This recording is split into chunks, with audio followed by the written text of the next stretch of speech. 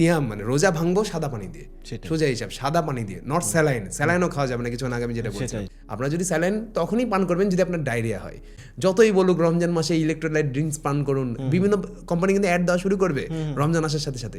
কোনো দরকার নাই, কোম্পানি বলে দিল যে ইলেকট্রোলাইট ড্রিঙ্কস পান করুন, আপনার শরীরের জন্য অনেক উপকারী। আসলে না, এটা উল্টা বেশি হয়ে গেলে শরীরের জন্য আবার ক্ষতিকর হয়ে যাবে। ম্যাক্সিমাম মানুষ টেস্টি স্যালাইন খেতে থাকে, এটা করা যাবে না, এটা কিন্তু অনেক বড় ভুল। বডিতে অনেক বেশি পানি জমবে। প্রতি 1 চা চামচ লবণে 2400 মিলিগ্রাম সোডিয়াম থাকে। এই 2400 মিলিগ্রাম সোডিয়াম আমাদের বডিতে 4 লিটার পানি জমিয়ে রাখে, যেটা পরবর্তীতে কিডনির উপর প্রেশার ফেলবে। 1500 মিলিগ্রাম লবণ লাগে সারাদিনে একটা সাধারণ মানুষের। একটু পরিশ্রমী মানুষের 3000 মিলিগ্রাম লবণ লাগে। 1 চা চামচ লবণে তো 2400 মিলিগ্রাম লবণ থাকে। তো আপনি ইফতারের পর থেকে যে খাবারগুলো খাচ্ছেন ওখানে কি 1 চা চামচ লবণ নাই?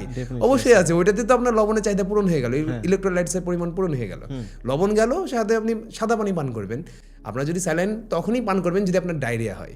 সারাদিন রোদে কাজ করেছেন, রোজা থাকা অবস্থাতে আপনার ডায়রিয়া হচ্ছে, তখন আপনি ইফতারে স্যালাইন পান করবেন।